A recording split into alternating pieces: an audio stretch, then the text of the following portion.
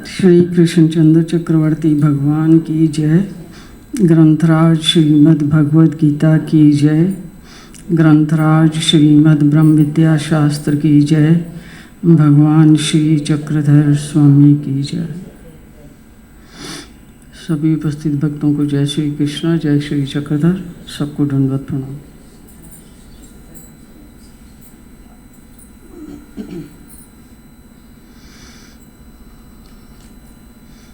तो हमारा जो डिस्कशन चल रहा था नवरात्रि में भगवान श्री चक्रधर स्वामी जी की डोमेग्राम की लीलाओं के बारे में बात कर रहे थे, है ना।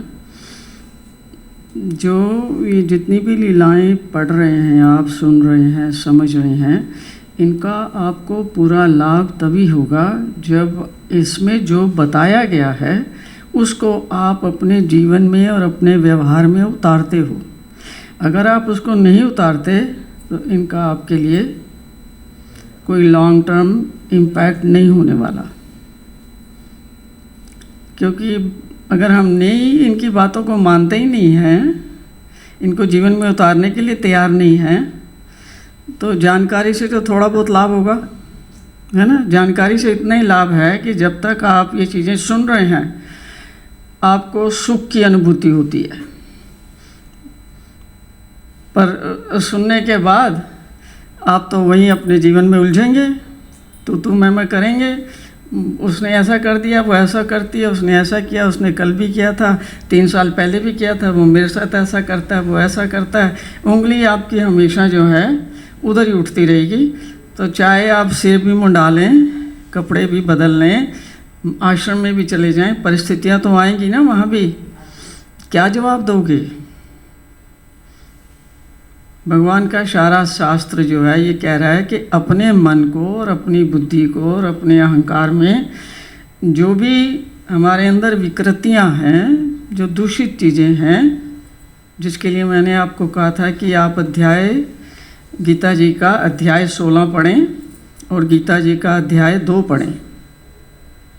जब तक वो आपको पूरा समझ में नहीं आ जाता, आपको आपके दिमाग में बातें तो रहेंगी, क्योंकि हर एक आदमी जो सुनता है उसके दिमाग में तो रहती है। वो जो कोरा ज्ञान आपके दिमाग में रहेगा वो आपके अहंकार को इतना बढ़ा देगा कि जहाँ भी कोई बातचीत होगी, अब आप कितना बड़ा मुंह खोलेंगे, इतना बड़ा मुंह खोलेंगे, क्योंकि आपने सुन रखा है, 20 साल से सुन रहे हैं, 10 साल से, 5 साल से, 8 साल से, वो उसमें कोई फ़ायदा हो रहा है जी। आपके जीवन में सुख आ रहा है, शांति आ रही है, आनंद आ रहा है, आ सकता है, आ सकता है, नहीं आ सकता। कब आएगा? जब आप उनको अपने व्यवहार में उतारोगे और अपने जीवन में उतारोगे, उसके अलावा नहीं आ सकता। और उसको अपने जीवन में उतारना थोड़ा मुश्किल है। थोड़ा मुश्किल इसलिए लगता है कि अपना सुधार करने के लिए जो पहली चीज़ है कि आपको अपनी गलती माननी पड़ती है। हम अपनी गलती मानने के लिए कतई तैयार नहीं है। हमारे अंदर एक ऐसी चीज़ पड़ी हुई है जो हमें बार बार झंझोड़ के कहती कि नहीं, तेरी गलती नहीं है, तेरी गलती नहीं है। जब गलती को ही एक्सेप्ट नहीं करोगे तो कुछ सुधार की संभावना बचती है। इतनी सी चीज़ जो है ना, हमारा खोपड़ा बौखला देती है, ख़राब कर देती है। और ऐसे ऐसे भयंकर शब्द हम निकालते हैं, सबको पता है ना, देख रखे ना, सबके घरों में व्यवहार देख रखा है ना आपने। इतनी सी चीज़ आपके मन के मुताबिक ना हो, इतनी सी, कैसे खोपड़ा कितना बवाल खड़ा करता है। तो ये भक्त का लक्षण है कि उधर से तो उठ के नाम स्मरण कर रहा है और उधर से जो है मंदिर जाके इस किस्म की बातें फैला रहा है और अपने घर के लोगों को परेशान किया हुआ है। ये होता है भक्त। और तुम्हारे हृदय में जो परमेश्वर बैठा हुआ है वो नहीं जानता इस चीज़ को, है। वो अनभिज्ञ है, इससे नहीं पता उसको। तो दूसरा दोष क्या लग जाता है? परमेश्वर को धोखा देने का दोष लग जाता है। अब जिसको तुमने प्राप्त करना है, जिससे तुमने सब कुछ सीखना है, जिसकी ये वाणी है, उसी से धोखा कर रहे हो, तो उसका ज्ञान कभी भी आपके पल्ले पड़ेगा? कभी पल्ले पड़ सकता है? ठीक है, आप बीए पढ़े हुए हैं, एमए पढ़े हुए हैं, आपने कॉलेज किया हुआ, आपने सब कुछ देखा हुआ, आपको समझ आ रहा है, अक्षर आपको समझ आ रहे हैं, पर अक्षरों का जो रहस्य है वो समझ आ रहा है? जिस दिन अक्षरों का रहस्य समझ आ जाएगा, उस दिन वो जो चीज़ आपने सुनी है, जो समझी है, वो आपके व्यवहार में आएगी। तब आपको अक्षर का महत्व जो है पूरा पता लगेगा कि इस चीज़ को जीवन में उतारने से कैसे अपने जीवन में सुखी और आनंदित रहा जा सकता है। उससे पहले आप 1000 उपाय कर लो, कर रही है ना सारी दुनिया, कर रही है ना। ये कोई सोच रहे हैं कि पैसा आ जाएगा तो खुशी आ जाएगी, पैसे के दीवाने हैं ना कहीं, हाँ, पैसा आ जाएगा तो एक ही समस्या है, पैसा नहीं है, पर पैसा आ जाएगा तो मेरा जीवन स्वर्ग बन जाएगा, धरती पर स्वर्ग बन जाएगा। और पैसा जो है पहले ही कर्मों के अनुरूप भगवान ने दिला रखा है, जितनी औकात नहीं है उससे बहुत ज़्यादा औकात हमारी देखी जाए तो हमारी मानसिकता की जो हमारी औकात है उससे हज़ारों गुना ज़्यादा उन्होंने दे रखा है। लेकिन अंदर जो है संतुष्टि नहीं है। संतुष्टि होती तो फिर इच्छाओं के पीछे भागते नहीं, भाग सकते थे, फिर शांत हो जाते। भगवान ने इच्छाओं का मार्ग जो है खोल खोल के बता दिया, दूसरे अध्याय में ही बता दिया है कि आपकी जितनी भी इच्छाएं हैं ये आपको नरकों का रास्ता दिखाएंगी। लेकिन फिर भी हम इच्छाएं छोड़ते हैं, हम अपनी पसंद और नापसंद बना के चलते हैं। ये तो मुझे पसंद है और ये मुझे कतई पसंद नहीं है। तो मेरे जीवन में जो भी होना चाहिए इस पसंद के अनुसार होना चाहिए, और ये तो कतई नहीं होना चाहिए जो मुझे नापसंद है। और जो भी तुम्हारे इर्द गिर्द लोग आएंगे वो उनका जीवन में एक ही लक्ष्य है कि वो तुम्हारी पसंद को पूरा करें, हैं जी। उनका अपना जीवन नहीं है, कोई अपना जीवन नहीं है उनका कोई, तो तुम्हारी पसंद को पूरा करने में लगाएंगे, हैं जी। ये उम्मीद लगाने से पहले तुमने ही सोच लेना चाहिए कि तुमने कितना दूसरों की पसंद का कार्य किया है। तुम अपना जीवन लगाने के लिए तैयार हो? किसी की पसंद के लिए तैयार हो? किसी के अनुसार चलते हो? नहीं। तो तुमने उम्मीद कैसे लगा ली कि कोई तुम्हारे अनुसार चलेगा? उम्मीद लगा के बैठे हो ना। अब उस उम्मीद पे क्या होने वाला है?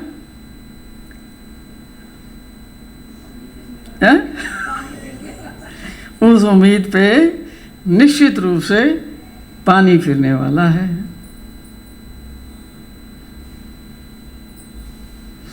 सबके शिकवे गिले यही करते हैं कि वो तुम्हारी बेटी आई है हमारे घर में, वो हमारे हिसाब से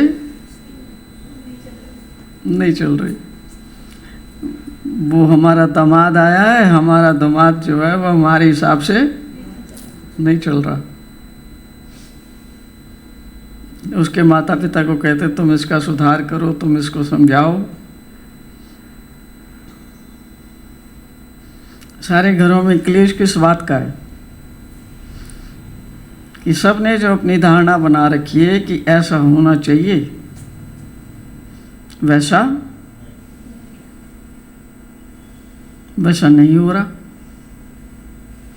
दुख का कारण बनेगा ना। किसके दुख का कारण? तुम्हारा या तुम्हारे पड़ोसी का? ये धारणा तुमने बनाई है ना, ख्याल तो तुमने बिठाया है ना, तो दुख किसको होगा? दुख भी आपको ही होगा। सारा जीवन दुख से भरा हुआ बीतेगा। भले ही आप गीता पढ़ लो, 10 घंटे गीता पढ़ लो और 10 घंटे भगवान का सिमरन कर लो और 4 घंटे सो जाओ, पर रहोगे तो लोगों के बीच में ना। चाहे आश्रम में रहो, चाहे आश्रम के बाहर रहो, अपने घर में रहो, लोग तो है ना वहाँ, उनके साथ कैसा व्यवहार करोगे तुम?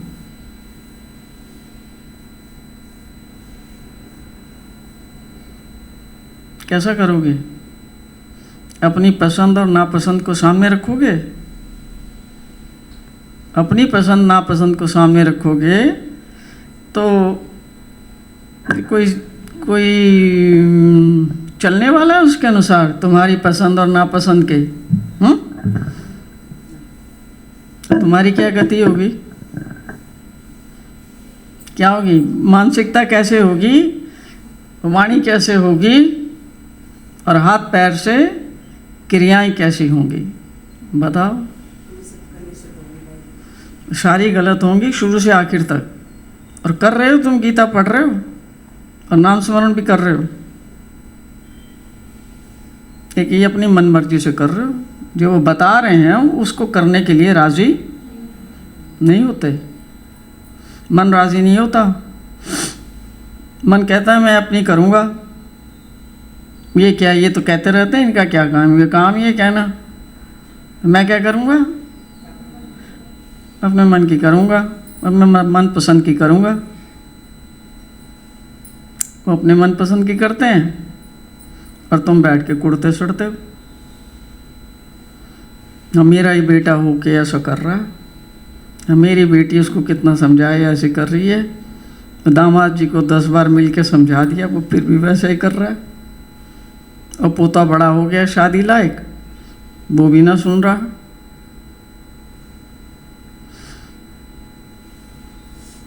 क्या होगा फिर? जब भगवान ने कहा है कि मेरे भक्त को मैं सुख शांति और आनंद देता हूँ, वो ले पाओगे?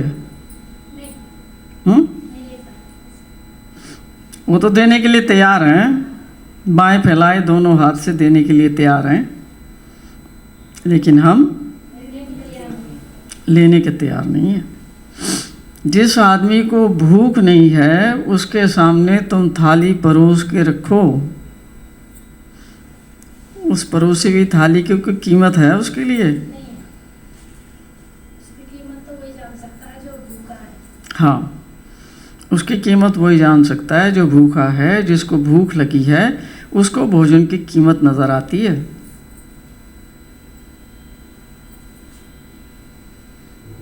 जिसको भूख ही नहीं है उसके सामने कितना भी परोस के रख दो, वही कर रहे हैं भगवान। उन्होंने कितना आपको दिया हुआ है, कितना आपको परोस के ज्ञान दिया हुआ है,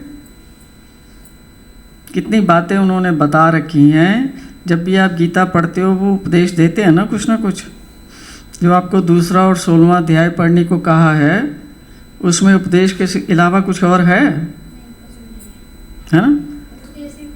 हाँ, उपदेश ही उपदेश है। वो कह रहे हैं कि तुम मेरी शरण में आए हो, मेरे दरवाजे पे आए हो, मेरे दरबार में आए हो, तो तुम जो है खुश और आनंदित रह सकते हो, उसका मैं तुम्हें उपाय बताता हूँ। लेकिन हम वो उपाय करने के लिए राजी नहीं होते। पता है मुझे अपने मन से करना है, मेरा मन नहीं मानता है ना, नहीं मेरे से होता नहीं है, मैं कर नहीं पाती हूँ, होता नहीं है। भगवान कहते हैं करने से सब होता है। कोई भी चीज़ ऐसी नहीं है जो आप करना चाहें और वो ना हो।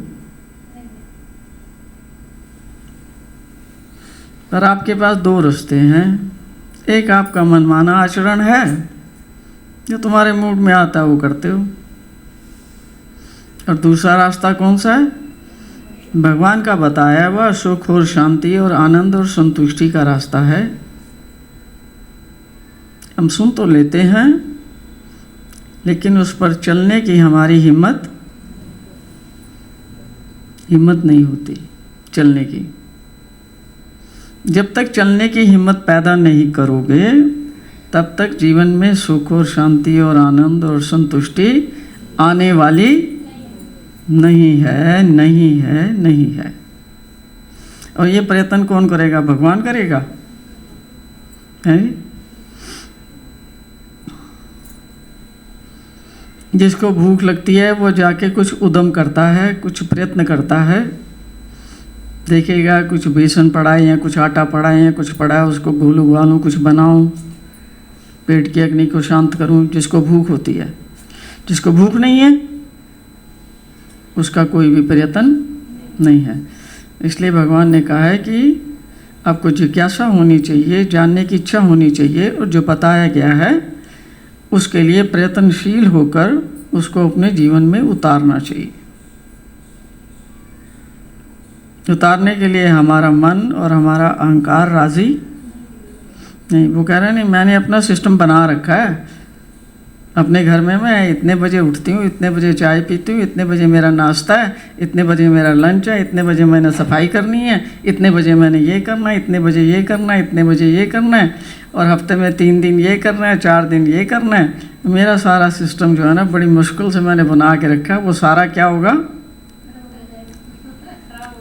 वो सारा खराब हो जाएगा, डिस्टर्ब हो जाएगा। इसलिए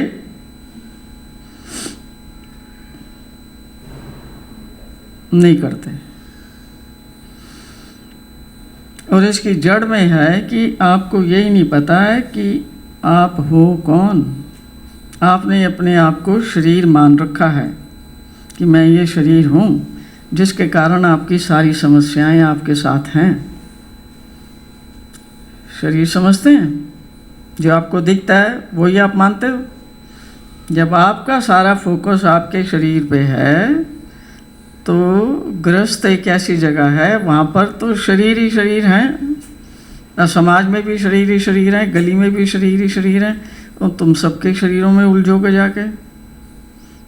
चाहे देवरानी हो, जेठानी हो, सास हो, बहू हो, ससुर हो, माता हो, पिता हो, पति हो, बहन हो, भाई हो, भावज हो, नंद हो, कोई भी हो, और गली मोहल्ले वाले भी जो हैं उनमें उलझोगे। और शरीर में ध्यान होने से जो आपका अहम है और पुष्ट होता जाता है, क्योंकि आपका ध्यान मैं ये शरीर इसमें होता है।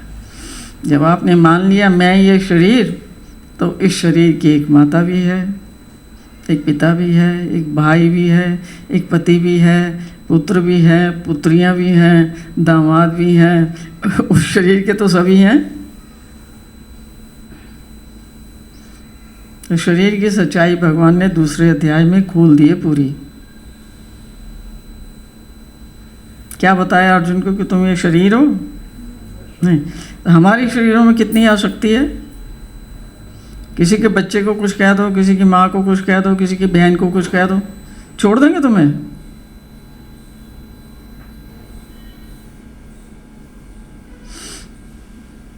या इसको कैसे आप इसका समाधान करोगे? क्या करना पड़ेगा कि आपके अंदर जागृति आए और आप देख सकें कि वास्तविकता में मैं केवल ये शरीर नहीं हूँ, ये शरीर मैंने धारण किया हुआ है। जैसे ये कमरा है, ये मकान है, इस मकान में और मेरे में कोई अंतर है या नहीं? ये जो मकान है, क्या मैं ये मकान हूँ? हाँ जी, क्या मैं ये मकान हूँ? जब आप कह रहे हैं कि ये शरीर मेरा है, आप ये कह रहे हैं मैं ये मकान हूँ, मतलब इतनी भी जागृति नहीं है कि ये मकान अलग है और मैं अलग हूँ। मैं इस मकान में रहता हूँ, मैं ये मकान नहीं हूँ, मैं ये दीवारें नहीं हूँ। ये तो तुम्हारी दीवारें हैं।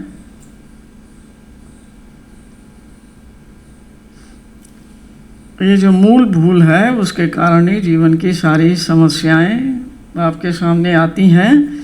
वो इसलिए आती हैं कि आप उनको देखकर जागृत होकर अपने आप को पहचानने का प्रयास करें, इसलिए आती हैं। जो लड़ाई झगड़े होते हैं, जो मानसिकताएं अलग हैं, जो और कष्ट आते हैं, उनका कोई ये नहीं कि बगैर मकसद के आते हैं। उनका एक ही मकसद होता है कि आप जाग जाओ, मोह की गहरी नींद से जाग जाओ।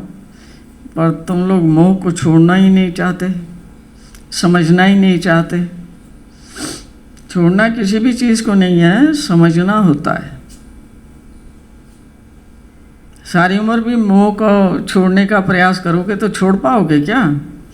नहीं छोड़ पाएंगे। पर उसको समझो कि इस मोह के कारण मेरे जीवन में कितना दुख है, इस अंधी ममता के कारण मेरे जीवन में कितना दुख है, इसने मुझे कितना सताया है, कितना परेशान किया है। उस सब परेशानी की ज़रूरत थी? अगर तुम अपने आप को पहचान लेते तो उस परेशानी की ज़रूरत थी? बचा लेते हैं ना अपने आप को परेशानी से। तो भगवान का सारा जो ज्ञान है वो आपको सुखी करने के लिए, आनंदित करने के लिए और संतुष्ट रहकर जीवन बिताने के लिए है। पर वो कामयाब तभी है जब उनकी बताई हुई बात को आप अपने जीवन में उतारते हो। अगर आप नहीं उतारते तो आपका कोई लाभ नहीं कर सकती। बाकी ये है, वचन भगवान के हैं, इसलिए जब सुनते हो तो उसको थोड़ा सुख मिलता है। और जैसे ही मंदिर से बाहर कदम निकालोगे, पैर निकालोगे, तो वो सुख जो है वो रफू चक्कर हो जाता है। इसलिए बार बार भगते हो मंदिर में जाएं, कुछ अच्छा मिलेगा सुनने को, कुछ अच्छा मिलेगा करने को, कुछ सुधार होगा। लेकिन सुधार तभी संभव है जब आप अपने सुधार के इच्छुक हो।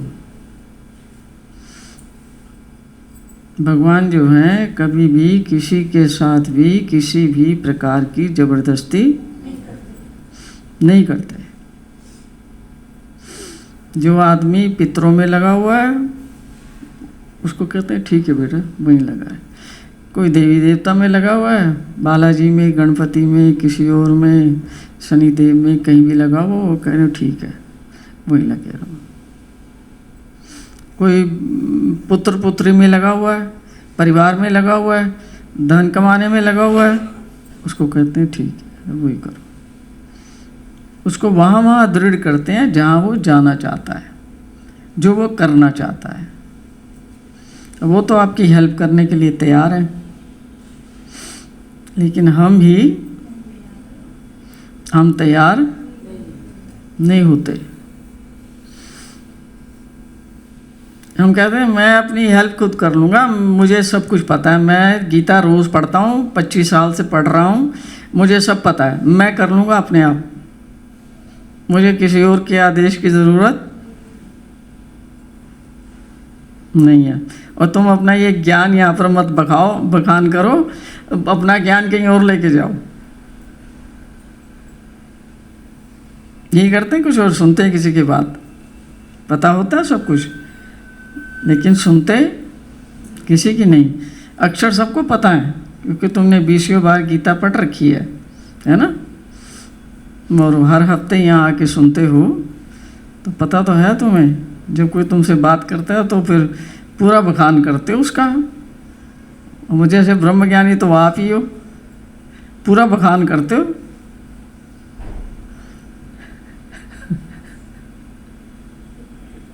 लेकिन बाहर से तो ये ठीक चलता रहता है, अंदर से कैसा महसूस करते हो?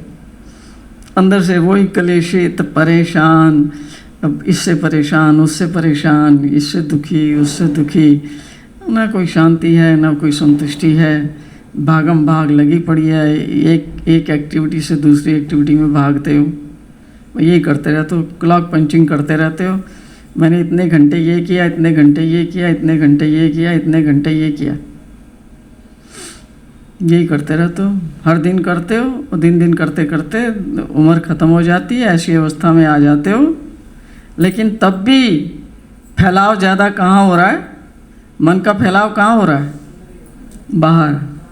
अब अपने तो पुत्र पुत्रियों का कर दिया, अब किनका करेंगे? नाती पोते अब नाती पोतन का करेंगे, हैं?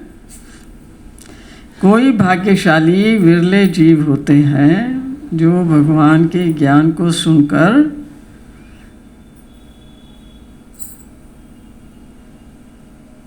अपने व्यवहार में उतारने का प्रयास करते हैं।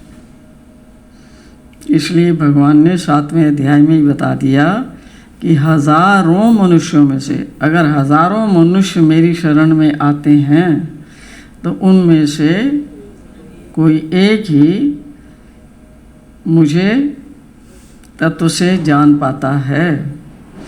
और तत्व से अगर जान भी लिया, कागज़ी तौर पर अगर जान भी लिया कि ईश्वर कौन है, देवी देवता कौन है, मैं कौन हूँ, इस संसार का पसारा क्या है, जान भी लिया, उनमें से भी उनको प्रलोभन आते हैं। धन की लालसा जाग गई, विषय भोगों की लालसा जाग गई, स्त्री के लिए पुरुष की, पुरुष के लिए स्त्री की, बच्चों का ख्याल आ गया कि बच्चों की ज़िंदगी बनानी मेरा काम है, मुझे उनको पढ़ाना है, लिखाना है, अच्छी जॉब देनी है, ये करना है, वो करना है, उनके लिए मकान छोड़ूंगा, उनके लिए पैसा छोड़ूंगा, उनके लिए ये छोड़ूंगा, मुझे ये करना है, मुझे वो करना है। समाज के लिए कहीं ना कहीं जाके उलझ जाते हैं ना। मतलब ध्यान को फिर ईश्वर को जानने के बाद भी ध्यान को कहाँ लगा दिया? अपने शरीर के ऊपर, दूसरों के शरीर के ऊपर, नश्वर पे लगा दिया। नश्वर यानी जो धीरे धीरे धीरे धीरे ख़त्म होने वाला है। अविनाशी वो है जो एक जैसा रहता है, वो कभी ख़त्म नहीं होता। ना वो कभी पीड़ित होता है, ना कभी बीमार होता है, ना कभी दुखी होता है, ना कभी परेशान होता है। वो एक जैसा रहता है। अविनाशी आत्मा और परमात्मा, ये दोनों तत्व अविनाशी हैं। परमेश्वर का त्रैकाल में नाश नहीं होता और आत्मा का त्रैकाल में नाश नहीं होता, पर ये शरीर का तो प्रतिदिन नाश हो रहा है। बचपन में कैसा था? जो छोटा बच्चा बैठा है उसके जैसे थे हम, थोड़े और बड़े हो गए। 40-50 के बाद में शरीर का सामर्थ्य क्या होता है? साले घुटनों में दर्द है, कमर में दर्द है, फलानी जगह में दर्द है, ये नहीं चलता, वो नहीं चलता। खत्म हो रहा है ना। धीरे धीरे धीरे इसकी जो मर्यादा है, आपने कोई अचार डाल के रखा है एक बोतल में, उसका भी आपको पता रहता है ये क्या दिन चलेगा। उसके बाद में उसको क्या होता है? तब तक आपने नहीं खाया, खराब हो जाता ना। ऐसे ही इसका भी आपने यूज़ नहीं किया, ये भी धीरे धीरे धीरे धीरे धीरे दुर्गति को प्राप्त हो गए। पैर जवाब देंगे, घुटने जवाब देंगे, कुछ और चीज़ें जवाब देंगी, फिर पाचन क्रिया जवाब देगी, फिर सोच जवाब देगी, और फिर एक दिन जो है लुढ़क जाएंगे। इसका कितना भी कर लो, इसका कभी कल्याण कर सकते हो? हैं? जब अपने इसका कल्याण नहीं कर सकते तो किसका करोगे? अपने बच्चों का, अपने माता पिता का, अपने पति पत्नी का, किसका करोगे? और तुम्हारा ध्यान तो उसी पे है, तुम्हारा ध्यान तो उसी पे है। 99.9% ध्यान कहाँ है? उसी पे है। जब तक ध्यान वहाँ रहेगा, आप अपने हित के लिए कोई भी कदम नहीं उठा पाते। जितनी भी लीलाएं हैं भगवान की, जो भी वो करने को कह रहे हैं, वो हमसे हो नहीं पाता। अब भगवान बता रहे हैं कि हर एक चीज़ करने से होती है। तो कहाँ गलती हो रही है कि हमें समझ ही नहीं आ रहा कि ये जो करने के लिए कह रहे हैं, हमारा मन और बुद्धि और हमारा अहंकार उसके विरुद्ध जाना चाहता है। मतलब वो अपने कल्याण के लिए इच्छुक नहीं है, इसलिए कोई भी चीज़ जो है आपके काम नहीं आती, आ नहीं सकती। तो जो भी आप सीख रहे हैं, जो भी आप समझ रहे हैं, जब तक आप इसको अपने व्यवहार में नहीं उतारते, आपके ज़्यादा काम की वस्तु नहीं है ये।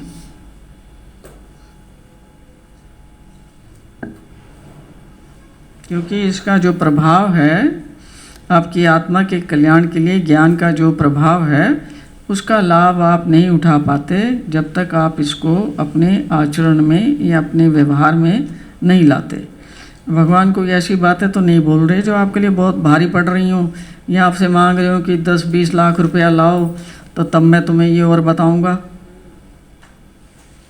है ना। कोई तुम्हारा धन लग रहा है यहाँ, कोई ऐसी बातें कह रहे हैं कि जो हो नहीं सकती। कोई ऐसे कह रहे हैं तुम्हें साला कोई पहाड़ जाके तोड़ना पड़ेगा और फिर उसके पीछे कुछ और निकलेगा, फिर तुम्हें वहाँ जाना पड़ेगा, किसी गुफा में घुसना पड़ेगा, ऐसी बातें बता रहे हैं। आपको सीधी सीधी बातें बता रहे हैं कि घर में और परिवार में और मंदिर में या आश्रम में या कहीं पर भी कोई सेवा करते हो तो ध्यान रखो कि सेवा कार्य करते दूसरे किसी को परेशानी ना हो। और भी जीव जंतु हैं, मनुष्य हैं, और भी चीज़ें हैं, उनको कष्ट दे के तुम सेवा करोगे तो वो तुम्हारी सेवा दोषपूर्वक होगी। अब इतनी सावधानी बरत सकते हैं नहीं, है ना। बरतते हैं क्या? नहीं बरतते। मुंह को खुली छीड़ दे देते हैं, जो मर्जी बकबक करता रहे। दिमाग को खुली छूट दे देते हैं, जैसे मर्जी विचार यहाँ दौड़ाता रहे। हाथ पैर से सेवा कर रहे हैं, अंदर क्या चल रहा है? अंदर भगवान चलता है। फिर जिसकी सेवा कर रहे हो, अगर वो अंदर नहीं चल रहा तो तुम्हारे किए हुए कामों को वो एक्सेप्ट करेगा? एक साधारण मनुष्य भी नहीं करता। आप रोटी बना रहे हो और आपका ध्यान फ़ोन पे है या टीवी पे है या इधर है या किसी और चीज़ में या बच्चे में है, वो चीज़ें आपकी कैसी बनेंगी? दूसरे काम की बनेंगी?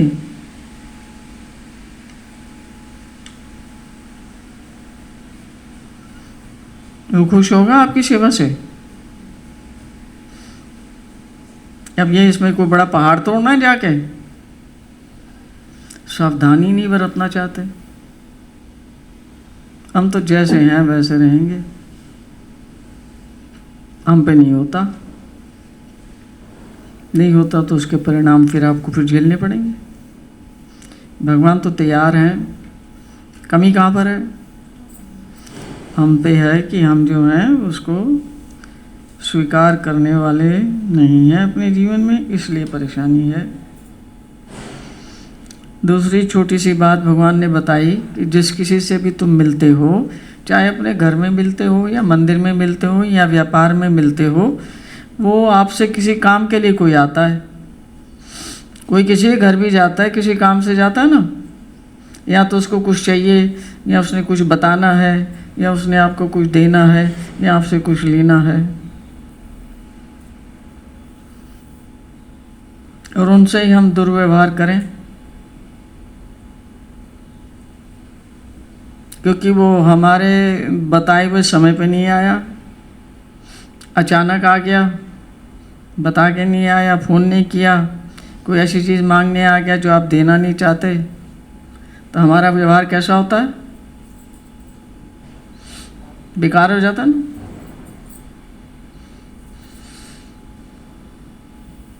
गलती किसकी निकालते हैं? उसी की निकालते हैं। नहीं, फ़ोन नहीं कर सकता था, भले उसको कहे नहीं, पर दिमाग में तो आती है नहीं बात, है ना।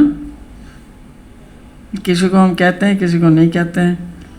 वो जो नहीं कहते हैं रुक जाते हैं, कहने की इच्छा तो होती है पर नहीं कहते, क्योंकि ये आदमी फिर आगे 500 आदमी में उठता बैठता है और वहाँ जाके क्या करेगा अब तुम्हारे बारे में सारा चिट्ठा खोल देगा। तो अपनी मान प्रतिष्ठा बनी रहे, इसलिए तुम अंदर अंदर कुड़ते रहते हो, सड़ते रहते हो, जलते रहते हो, भूनते रहते हो और कहते नहीं हो कुछ। पर आपके दिमाग पे, आपकी नसों पे, आपके शरीर पे, आपकी मानसिकता पे उसका प्रभाव पड़ रहा है या नहीं? पड़ता है या नहीं? बिल्कुल पड़ता है। भगवान क्या कह रहे हैं कि कोई भी आए तुम्हारे पास, तुमने ऐसा करना चाहिए कि जिससे वो दूसरा आदमी भी शांत हो और आप भी शांत हो। अब दूसरे आदमी को शांत वही कर सकता है जो पहले से शांत बैठा हुआ है। जो पहले से ये शांत है और भड़का हुआ है क्योंकि चीज़ें उसके मुताबिक नहीं हो रही, अब दूसरे के आने पर वो शांत बैठेगा? तो कुछ ना कुछ वो अपनी ज़ुबान से बोलेगा, और ज़ुबान से काम नहीं चला और अंदर अभी मसाला और ज़्यादा भरा पड़ा है तो फिर हाथ पैर चलाने पड़ जाते हैं। देखा है लोगों को घर में चलाते हुए हाथ पैर हैं, चलाने पड़ जाते हैं, क्या करें? तो ये करना कोई मुश्किल है कि कम से कम बाहर से जो आ रहा है उसके साथ तो थोड़ा सभ्य व्यवहार कर लो कि वो तुमसे मिलने के बाद में अगर अशांत है तो थोड़ा शांत होकर चला जाए। पर उसके लिए पहले आपको शांत होना पड़ेगा। अगर आप ही अशांत हैं तो फिर कौन सा जवाब दोगे उनको? कौन सा जवाब दोगे? अशांत जवाब आएगा। ये भगवान ने उसमें बताया, वो लीला में जो बाहर से एक स्त्री आती है ना, जो उनके चोट लग जाती है, हैं? क्या कह रहे हैं भगवान? हमारे घर में कोई आ जाए, हमारे बच्चे भग के जाएं और वो पैर फिसल जाए, भाग के जाते हैं ना, अरे मामू आ गए, जल्दी जाते, फटाफट जाते हैं, भाग के जाते हैं। बाहर निकले और देखा नहीं, कुछ पड़ा हुआ था, पैर फिसल गया, गिर गया। अब गलती तो उसकी है ना, बच्चे की, पर हम राशन पानी लेके किसके पीछे चलते हैं? जो आया है। तो क्या जरूरत पड़ गई थी सुबह सुबह आने की? मेरे बच्चे अभी बिस्तर में थे, तुम्हें आवाज़ लगाई, वो बिस्तर से निकल के भाग लिए, अब वो देखो गिर गया, अब इसकी चोट आ गई। अपने बच्चे को कहेंगे कि मेरे बच्चे की गलती है, उसकी चोट आ गई? ना जी, मेरे बच्चे तो कभी ऐसा कर ही नहीं सकते कोई गलत काम। इतना ही तो किया था ना इस लीला में। और भगवान का क्या, इसमें भगवान ने क्या बताया? जब वो उस माता को फटकार रहे थे तो भगवान ने कहा कि गलती तो हमारी है, हम ही जो हैं एकदम जल्दी में निकल जा रहे थे तो हमने देखा नहीं और हमारा माथा जो है चौखट से टकरा गया। और तुम इसको कह रही हो बेचारी जो बाहर से आई है माता, ये तो बेचारी दुखी है, परेशान है, तभी तो आई है, दर्शन के लिए आई है। और यहाँ से भी अगर वो जलती हुई जाएगी, दुखी होकर जाएगी, ऐसी फटकार लगाओगे तो वो दुखी होगा ही आदमी, दुखी होके जाएगा। तो तुम इंसान हो तो तुम ऐसा इतना भी नहीं कर सकते। भगवान से मांग रहे अपनी गलती के लिए, एक्सेप्ट कर रहे हैं कि गलती मेरी है, और तुम उसको डांट रहे हो। कितनी बार हम ऐसा करते हैं बगैर सोचे समझे। अब इसमें कोई आपको कोई उनको 10,000 रुपये देने हैं, या आपके सिर पे कोई भारी पत्थर आपने लेके कहीं जाना है, या किसी पहाड़ पे चढ़ना है और वहाँ से निकलना है, फिर नदी में से आना है, तब आपसे ये होगा? है?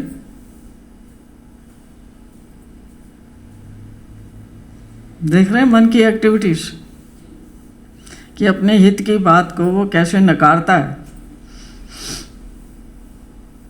और तुम्हें धोखे में रखता है कि नहीं तुम तो बिल्कुल ठीक चल रहे हो, तुम तो सुबह उठते हो, तुम तो 3 अध्याय गीता के पढ़ते हो, तुम तो मंदिर में जाके सेवा भी करते हो, तुमने तो नाम भी ले रखा है, तो मोक्ष तो तुम्हारा अधिकार है, मोक्ष तो तुम्हारा मोक्ष तो हो ही गया। आया समझ कि तुम्हारा मन ही तुम्हें ये सारी बुद्धि दे रहा है, और कौन दे रहा है? और यहाँ से हटते हो तो फिर क्या सोचते हो, अरे कितने लोगों से तो बेटर हैं, कम से कम ये तो है कि गीता पढ़ रहे हैं, सुबह सिमरन भी कर रहे हैं, विशेष पूजा भी कर रहे हैं, मंदिर में भी जाते हैं, सुनते भी हैं, कुछ वहाँ पर सेवा भी करके आते हैं। हमारे जैसा बढ़िया आदमी कौन है? बाकियों को देख लो, बोले गली देख लो, मोहल्ला देख लो, पूरा फरीदाबाद देख लो, कोई भी ना कर रहा है ये सब। और तुम्हारा मन तुमको और चढ़ा देता है, और ऊपर चढ़ा देता है। जितना ऊपर चढ़ते जाओगे कुछ करने की इच्छा बाकी बचेगी। झूठ और पाखंड के साथ जितना समय बिताओगे कुछ और करने की इच्छा बचेगी न। कह रहे नहीं तो तुम्हारा मोक्ष, तुम निश्चिंत हो जाओ, निश्चित है। और तुम मरने के बाद में सीधा मोक्ष में ही जाने वाले हो, कभी विचार भी मत करना है कुछ और होगा। आ रहा है समझ? ऐसे देता है आपको विचार मन या नहीं है? देता है? कितने लोगों को देता है ऐसे विचार? देता है ना? हाँ, विचार देता है कि तुम्हारा मोक्ष निश्चित है, पर तुम ये करने के लिए तैयार नहीं हो कि तुम तमीज से पेश आ जाओ किसी से। हाँ, कि तमीज से पेश आ जाओ, खाने को मत दौड़ो, और जो निर्दोष है उसके ऊपर दोषारोपण मत करो, अपनी गलती को स्वीकार कर लो। ये नहीं वो करना चाहता। वो कर्म कांड करवा लो। अच्छा ये पढ़नी कितनी बार? 16,000 बार पढ़नी है? हाँ पढ़ देंगे। इसको लिखना है? हाँ लिख देंगे। सूत्र हैं इतने याद करने हैं? हाँ याद कर लेंगे। और क्या करना है? और बताओ क्या करना है? और बताओ क्या करना है? भगवान कह रहे जो मैं कह रहा हूँ, जो तेरे भले की बात तुझे बता रहा हूँ, वो तो तू करने के लिए एक भी तैयार नहीं है। उसमें तू 100 हुज्जतें करता है? और तू ये कह रहा है कि ये बता दो कितनी, मतलब मेरी पसंद का कर्मकांड मुझे बता दो, वो मैं खुशी खुशी करूँगा। पर जो चीज़ मुझे पसंद नहीं है वो कहोगे तो मैं उसको नहीं करूँगा। मैं कर रहा हूँ मन की भक्ति, मन है मेरा इष्ट। बाकी ये मैंने सोचा मन तो खुश रहेगा ही, तो थोड़ा तुमको भी खुश कर लूँ। ये पढ़ दूँगा जितनी बार भी कहोगे, हर रोज़ पढ़ दूँगा, पूरी बुक पढ़ दूँगा, हर रोज़ पूरी गीता पढ़ दूँगा, पूरी ब्रह्म विद्या पढ़ दूँगा, लेकिन करूँगा वही जो मेरा मन कहता है, करूँगा वही। तो कहीं पहुँचोगे? पहुँचोगे? तुम्हारा व्यवहार कैसा होगा लोगों के साथ? भगवान को पसंद आएगा? इन वचनों के द्वारा भगवान क्या कर रहे हैं, ईश्वर क्या कर रहा है, वो आपको अपने जैसा बनाने का प्रयास कर रहा है। क्योंकि उसके पास आप तभी जा सकते हो जब आप दोनों का कुछ मेल हो। शराब और दूध का आपस में कोई मेल नहीं है। जो चीज़ें मेल खाती हैं वो जब मिलती हैं तो उनका मिलन जो है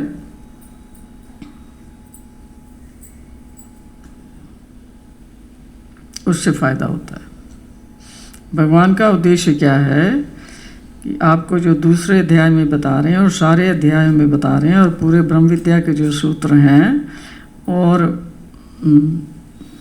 जितनी भी डिटेल आपको बता रहे हैं, वो इसीलिए कि हमारे अंदर जो जो चीज़ों की कमी है, कमज़ोरी है, उसका हम सुधार करें, वो हमें अपने जैसा बनाने का प्रयास कर रहे हैं।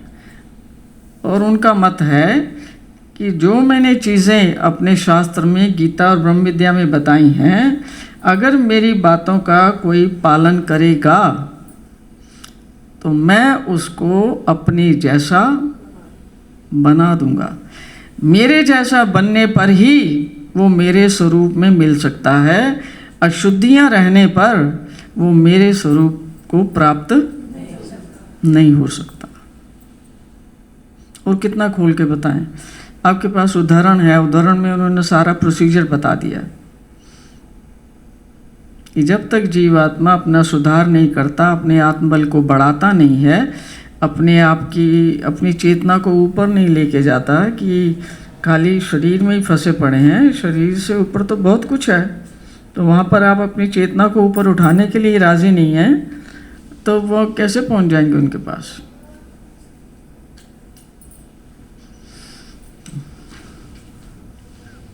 उसके बाद भगवान ने बताया कि तुम जो है वो कुत्ते की जो लीला आती है ना, ये हमें अभी यही नहीं समझ है। हम समझ रहे कुत्ता कुत्ता है, हमारा शरीर है, हमारे पड़ोसी का शरीर अलग है, हमारे बच्चे जो हैं हमारे, और पड़ोसी के बच्चों से हमें कोई लेना देना नहीं है। अपना बच्चा बीमार हो जाए, शरीर छोड़ दे, हमें कितना दुख होता है, और पड़ोसी का बच्चा बीमार हो जाए और वो शरीर छोड़ दे, दुख होता है हमें।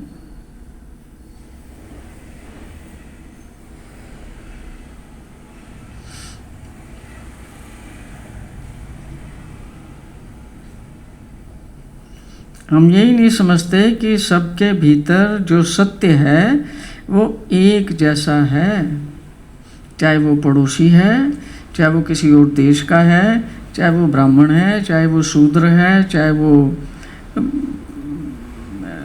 कोई भी जाति का है, कोई भी वर्ण का है, हम उसको मानते ही नहीं। हम जिसका फोकस शरीर पे है वो तो यही कहेगा कि नहीं ये शूद्र है, ये बनिया है, ये जाट है, ये गूजर है, ये फलाना है, ये ढिमकाना है, ये शुद्ध है, ये पवित्र है, ये अशुद्ध है, ये अपवित्र है, ये करेगा ना। उसको नज़र आता है कि सबके अंदर एक ही शुद्ध तत्व विराजमान है, आता है उसको नज़र नहीं, इसलिए उसका व्यवहार अलग होता है, इसलिए उसके व्यवहार के कारण वो सारे बेसुरे काम करता है, जिससे वो अपने लिए नरक तैयार करता है। और मनुष्यों के भी नहीं, भगवान ने कहा है कि जितने भी जीव जंतु हैं, जो जल में हैं, जो धरती पर हैं, जो आकाश में उड़ने वाले हैं, और जो अंडों से पैदा होने वाले हैं, कोई भी किसी भी प्रकार का जीव है जो सांस ले रहा है, जो जीवित है ना, उन सब के प्रति एक आदर बुद्धि होनी चाहिए। उसने क्या किया था, कुत्ते को मारा था, है ना। तो भगवान ने कहा है कि कुत्ते की कोई माता बहन तो है नहीं जो उसके लिए कुछ परोस के पका के रखेंगी। ये तो बेचारा ऐसे ही बाहर जाके जो कुछ पड़ा हुआ मिल जाता है। तो तुम चाहते हो कि वो तुम्हारा सामान ना लेके जाए, तो तुम अपने सामान को सही ढंग से रखो, तुम अपने सामान की व्यवस्था लगाओ। मनुष्य क्या कहता है, गलती तो कुत्ते की थी, झोली तो कुत्ता लेने आया था, अब मैं चाहता हूँ कि उसको आदत ना पड़े और कुत्ते का सुधार हो जाए। वह मेरा सुधार जाए भाड़ में, है ना, कुत्ते का सुधार हो जाए, मतलब कुत्ता दोबारा गया मत आए लेने के लिए।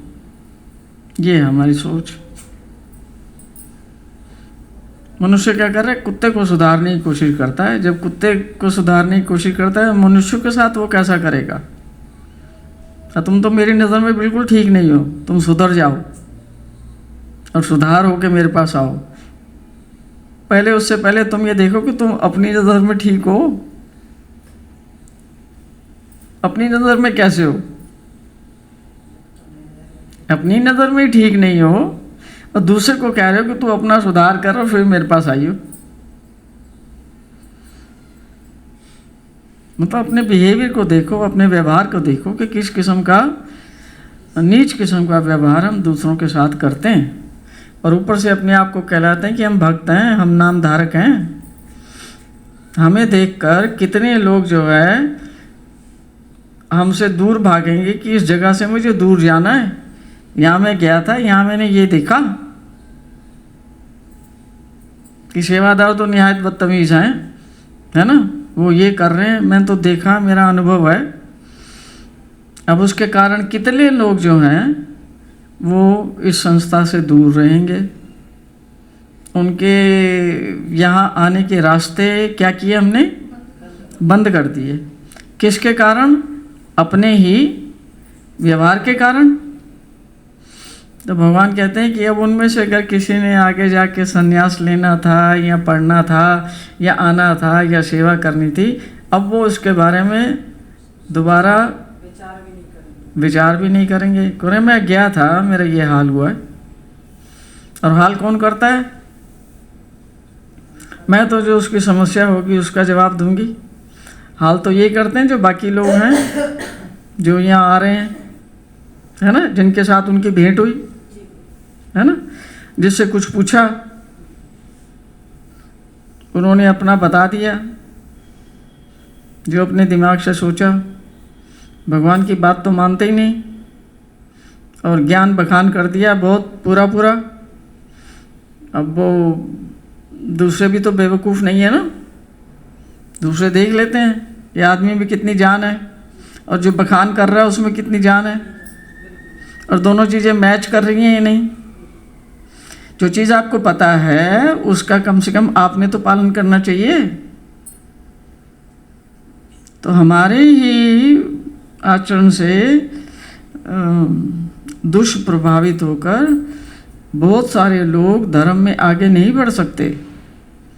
दूसरा, जो व्यक्ति थोड़ा आगे बढ़ने का प्रयास करता है उसकी टांग खींचते हैं, उसको कहें ये तो कल किया, ये तो अभी ये करना शुरू कर दिया इसने, हम तो यहाँ 10 साल से हैं, 5 साल से हैं, 7 साल से हैं, 20 साल से हैं, हमारी सुनो, हमारे कब्जे में रहो, जैसा हम कहते हैं वैसा करो।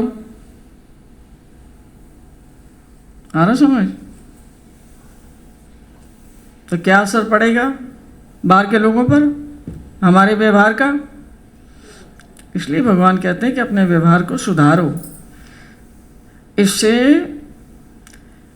आपके सारे संबंध जो है ना वो बेटर हो जाएंगे। अगर हम सुधर जाते हैं, अपना सुधार करते हैं, अपने आप को बदलने का प्रयास करते हैं, बताओ हमारे घर के जो संबंध हैं, माता के, पिता के, भाई के, बहन के, पति के, पत्नी के, बच्चों के, ये सारे बेटर होंगे या नहीं हैं? और अभी हमने अपनी ही नासमझी से उनको क्या कर रखा है, बेकार कर रखा है। हर आदमी हमसे परेशान है, कितना भी आप कर लो, हर आदमी हमसे परेशान है। क्यों? हम उसके मन की करते ज़रूर, हम सारा दिन करते हैं, पर उसके मन की तो परेशान रहेगा नहीं। अगर हमें ये सीख लें कि हमारा व्यवहार कैसा होना चाहिए, तो हमारा व्यवहार खाली उस व्यक्ति के प्रति नहीं बदलता, हमारा व्यवहार सबके प्रति बदल जाता है। तो एक संबंध के सुधरते ही सारे के सारे संबंध सुधर जाते हैं, क्योंकि आप बदल गए। वो ना भी बदलें बेशक, हमारा तो उन पे कोई कंट्रोल नहीं है कि हाँ तुम भी बदलो। हम उनसे जो है ऐसी बार्गेनिंग करते हैं कि तुम ये करोगे तो मैं ये करूँगी, ना उसने वो करना है और ना तुमने कुछ करना है। बार्गेनिंग समझते हैं ना, बार्गेन करते हैं कि तुम ये करोगे तो ही मैं ये करूँगी, अगर तुमने ये नहीं किया ना तो मैं नहीं ये करूँगी। तो सुधरता है कोई संबंध? क्लेश का क्या होगा, संघर्ष का क्या होगा, परेशानी का क्या होगा, वातावरण का क्या होगा, बच्चों के लिए कैसा माहौल होगा, क्या होगा उसका?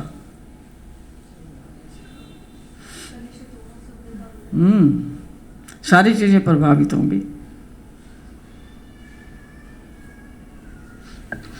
और लास्ट वाला हमने किया था कि ज़्यादा भावातिरेक में आकर के हम भगवान के बारे में भी उल्टी सुल्टी बातें जो हैं कहने लगते हैं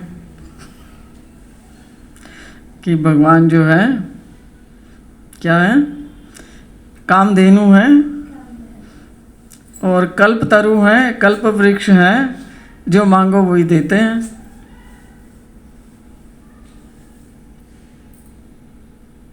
और चिंतामणि है, सारी चिंताओं को दूर करने वाला कोई पत्थर होता होगा। अब एक को हमने भगवान की उपमा दे दी कि पत्थर चिंतामणि, दूसरे में हमने भगवान की उपमा दे दी कि ये गाय के बराबर है। ये इंद्र की गाय है ना, अपने कहाँ भगवान का स्थान और कहाँ इंद्र की गाय। इंद्र तो एक बहुत छोटे स्थान का देवता है और वो इंद्र के साथ भी तुलना नहीं की, इंद्र की गाय भैंस के साथ तुलना कर दी। और पशु योनियां सारी नरक योनियां, मनुष्य योनि के नीचे जितनी भी योनियां हैं, भोग योनियां, नरक योनियां, पाप कर्मों के कारण जीव वहाँ जाता है। और भगवान को भेज दिया कि प्रभु तुम तो कामधेनु हो, तुम तो कल्पतरु हो, जो भी तुमसे मांगा जाता तुम वही दे देते हो, और तुम तो चिंतामणि हो मेरे लिए। कोई भी मेरी समस्या हो तुरंत आप उसका समाधान कर देते। और बाकी भी जो ज्ञानी है वो उसकी पुष्टि कर रहे हैं, क्योंकि ये जो बोलने वाले हैं उनसे उनको धन की प्राप्ति हो रही है। तो वैसा ही जैसी धुन बजेगी वैसा ही गाना गाना पड़ेगा ना, इसलिए सब वैसी धुन बजा रहे हैं और वैसे गाने गा रहे हैं। और कोई समझने के लिए तैयार है कि भगवान ये सब नहीं है? तैयार है कोई? यहाँ आए थे ना वो गणपताप्यो ज्ञानी, है ना, जिनको सारे शास्त्र पता थे, जिसने हमारा ये लीला चरित्र का पूरा शास्त्र लिखा है, माँ महिम भट्ट, उसके गुरु थे वो। उसके गुरु कितने प्रकांड पंडित थे और उनकी बुद्धि भी चक्कर खा गई। वो कह रहे हैं वाह क्या बात है, मैं इन सब चीज़ों से सहमत हूँ जो वो माता कह रही है ना।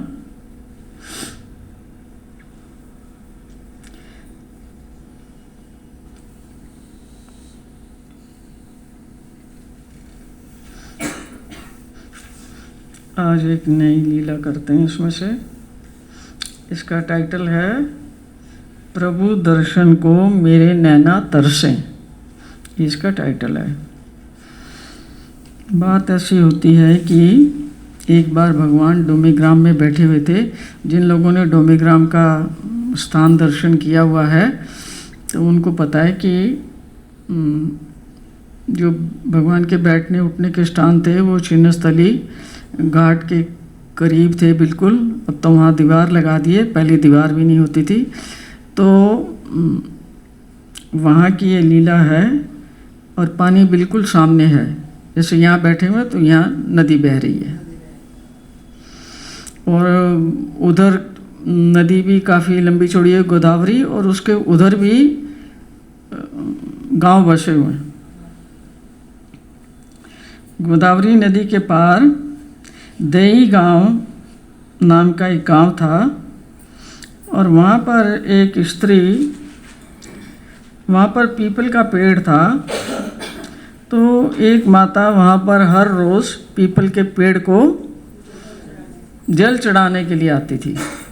देखा होगा ना आपने, पीपल के पेड़ को भी जल चढ़ाते हैं, किसी और चीज़ों को भी जल चढ़ाते हैं, शिव जी की जो वो पिंडी बनी होती है उसको भी जल चढ़ाते हैं। तो वहाँ पर कोई पीपल का पेड़ था बाहर, उसको वो नियम पूर्वक वो जल चढ़ाती है वो। और वो है नदी के उस पार, बीच में है नदी, इधर है घाट दूसरा छोर, अब वहाँ पर बैठे हुए थे भगवान छिन्नस्थली पे। तो उसकी नज़र जाके जो है भगवान श्री चक्रधर स्वामी पर पड़ती है।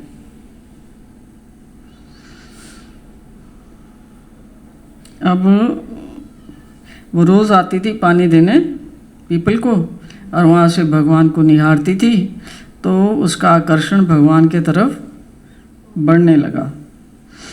तो धीरे धीरे उसमें इच्छा जागृत हुई कि वो जो महापुरुष, जो उसको पता तो है नहीं ना कौन है, तो वो कहती है वो जो महापुरुष वहाँ उधर से देख रही हूँ जिस नदी के इस छोर पर बैठे हैं, मैं उनके पास जाऊँ, दर्शन करके आऊँ।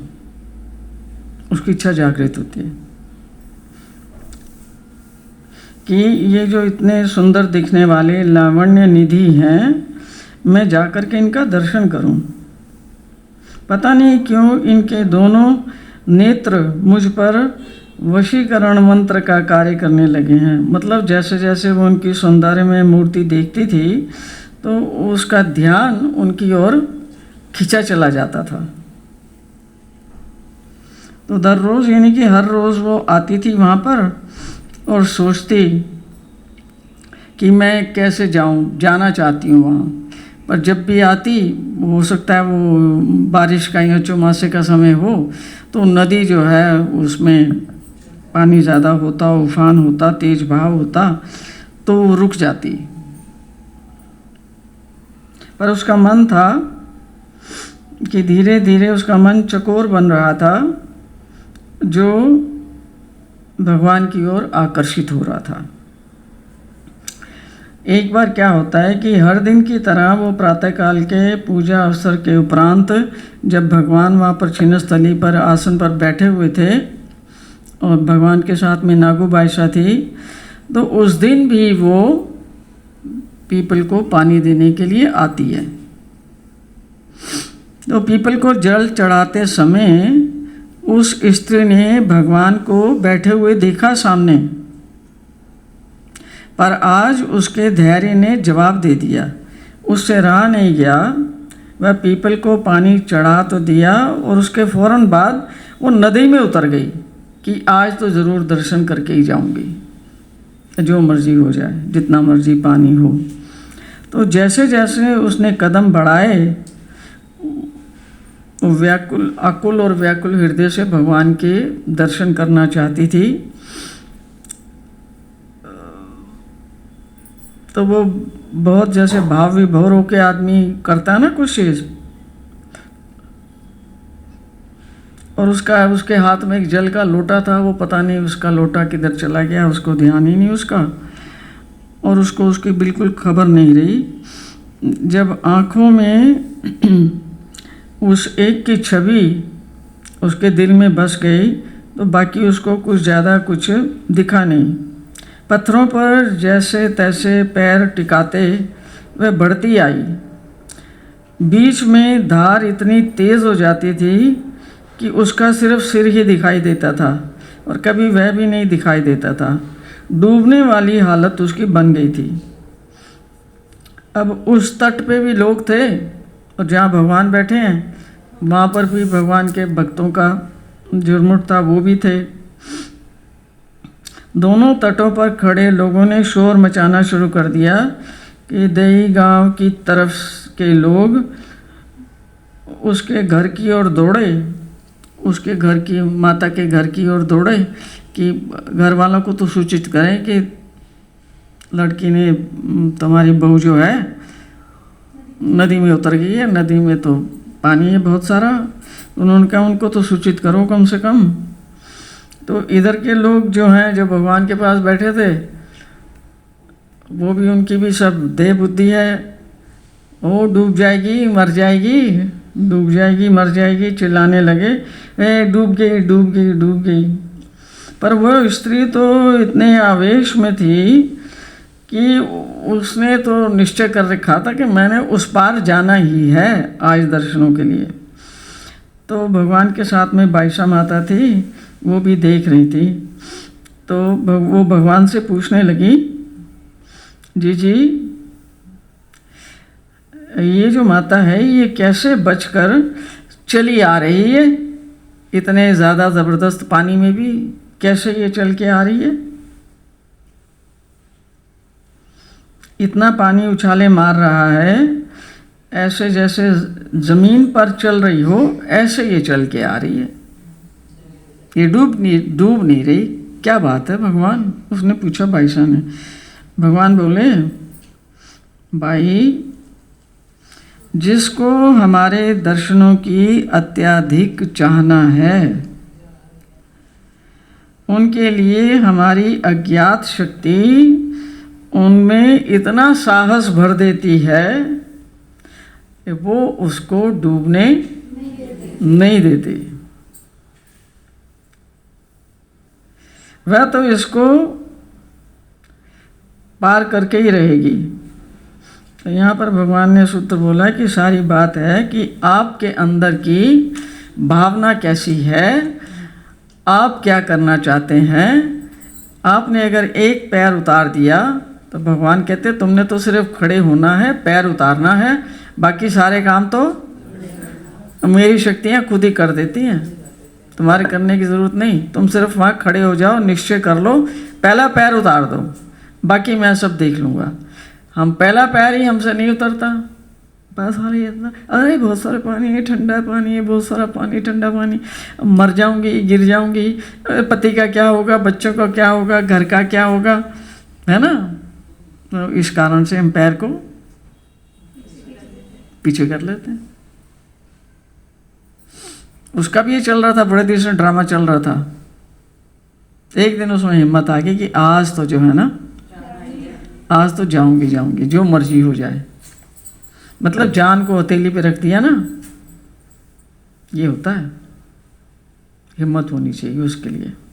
हिम्मत नहीं है तो फिर वही है, हम तो किनारे रह गए, किनारे बैठे रहो कि पता नहीं डूब ना जाए कहीं भंवर में हम कहीं, इसलिए हम तो किनारे रह गए। वो किनारे बैठे रहो, दूर से देखो ये दरिया है, उधर वो है, उधर भगवान बैठे हैं, ठीक है, भगवान कृपा करेंगे तो कभी चले जाएंगे वहाँ। अपना प्रयत्न ज़ीरो है, वो कृपा करेंगे तो चले जाएंगे, कभी बुला लेंगे, है ना। अभी उनकी कृपा दृष्टि नहीं है। वो कह रहे मैं बैठा हूँ, मैं बुला रहा हूँ, तुम पैर तो रखो। नहीं प्रभु मैं मर जाऊंगी मैं डूब जाऊंगी, मुझे तैरना नहीं आता, है ना। हम अपनी बात करते हैं।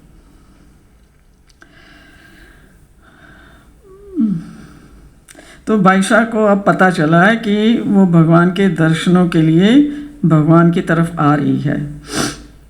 आगे कहते हैं कि यह सत्य है कि जब हम अपने निर्धारित लक्ष्य को प्राप्त करने के लिए कटिबद्ध होकर दृढ़ संकल्प से जुट जाते हैं तो भगवान का हमारे लिए वचन प्रमाण है ही। भगवान ने कहा है कि ऐसी परिस्थिति में हमारी कोई ना कोई अज्ञात शक्ति आपकी सहायता अवश्यमेव करती है। मतलब जो काम नहीं भी हो सकता उसको भी वो एकदम सरल बना देती है। भगवान ने सूत्र भी बोले हुए हैं कि हम ये सारा काम जो है भक्तों की सहायता का सारा काम हम देवी देवताओं से करवाते हैं, क्योंकि वो हमारी शक्तियां हैं, हमारी आज्ञाकारी शक्तियां हैं। जैसा हम उनको कहते हैं वो वैसा करती हैं। मनुष्य की तरह वो हुज्जत नहीं करती कि अभी मेरा मूड नहीं है। हाँ, मनुष्य तो कहते हैं ना, नहीं आज तो मेरा मूड नहीं है, नहीं, आज मुश्किल है ना। तो वह स्त्री छिन्न स्थली पर आ गई जहाँ भगवान बैठे हुए थे, वहाँ तक आ गई। वस्त्र उसके भीगे हुए थे, श्वास उसका फूला हुआ था, बाल उसके बिखरे हुए थे, बस उसकी आंखों में ललक थी और शीघ्र ही वो भगवान के सम्मुख आके खड़ी हो गई। उमंग थी उसके चेहरे पर और एक पल उसने कहा कि अब एक पल में भगवान के और निकट हो जाऊं, उनका चरण स्पर्श कर लूं। निकट आई तो बाईसा उसको बड़े गौर से देखने लगी। तो बोली ये कौन स्त्री है जो नदी पर इतने पागलपन में, इतनी भरी हुई नदी पर भगवान के दर्शनों के लिए डूबती गिरती सवेरे सवेरे आ पहुंची है, जिसे अपनी जान तक की परवाह नहीं है। और आते ही बेझिझक एक गोस्वामी के निकट जाके बैठ गई है। और मैं तो भगवान की सेविका हूँ, सारे काम मेरे से पूछ के होते हैं। अब ये कैसे अपनी मनमानी कर रही है कि अपने आप आके वहाँ पर बैठ गई है भगवान के पास। पहले तो मेरे पास आना चाहिए था, वह सीधी वहाँ चली गई। उसको क्या पता कि उसका कितना वेद था, भगवान की श्री मूर्ति से इतनी ज़बरदस्त वो प्रभावित थी कि उसको कुछ नहीं याद रहा कि मुझे किसी और को भी देखना है। उसने कहा मुझे तो सिर्फ इन्हीं के पास जाना है, सीधी। गुरुत्वाकर्षण से खिंची हुई वह दर्शनार्थी स्त्री सीधी भगवान की ओर बढ़ रही थी, जिनका वो गंगा के उस पार से धुंधली धुंधली शक्ल उसको दिखती थी। डिस्टेंस बहुत है ना, बहुत बड़ी नदी है, तो वहाँ से दूर से तो कुछ ज़्यादा खास नहीं पता लगता होगा ना। पर भगवान का जो आभा मंडल है, उनका जो तेज है, उनका सौंदर्य, लावण्य, औदार्य, सौभाग्य, ये जो उनके गुण हैं, वो प्रकाश जो है भगवान अंदर से ही निकालते हैं, अंदर से ही फेंकते हैं, अंदर से ही वो फिर उसको दिखाते होंगे। तो वो देख के तो वो आकर्षित होके आ गई। तो वहाँ से तो उसको धुंधला दिखता था, अब तो वो सारा कुछ प्रत्यक्ष जो है हाँ सामने देख रही थी कि जिनके रूप के विषय में, सूरत मूरत के विषय में तरह तरह की वो कल्पनाएं करती थी, आज उसकी आंखों ने उसी सूरत मूरत के सभी अंगों का साक्षात दर्शन कर लिया। और उनकी आभा देखकर, उनका वैभव देखकर, उनकी श्री मूर्ति देखकर वो इतनी प्रसन्न हो जाती है, इतनी खुश हो जाती है, उससे सब्र नहीं हुआ और आगे बढ़कर उसने भगवान के चरणों में मस्तक रख दिया। मन में ये सोच ये उमड़ी कि काश ये भगवंत मुझे क्षमा लिंगन दे, मतलब कोली भरे मुझे, है ना, उसकी ये इच्छा थी। मैं संपूर्ण मूर्ति का स्पर्श सुख पाऊँ, मतलब भगवान का खाली चरण को स्पर्श नहीं करूं, भगवान के पूरे शरीर को जो है स्पर्श करूं। इनके हाथ पांव जो हैं ये मुझे आशीर्वाद दें और मेरे तन मन की अग्नि शांत हो जाए और मैं आनंद विभोर हो जाऊं। तो श्री मूर्ति से आता चंदन का परिमल, भगवान को चंदन का तिलक लगा हुआ था, पूजा अवसर उनका भी हुआ था।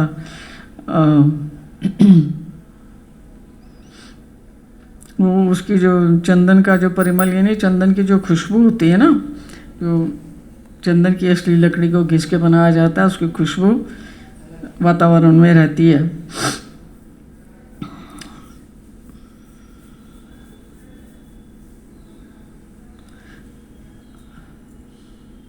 तो वो ये सब चीज़ें देख रही थी और ये उसके अंदर के हृदय के भाव चल रहे थे।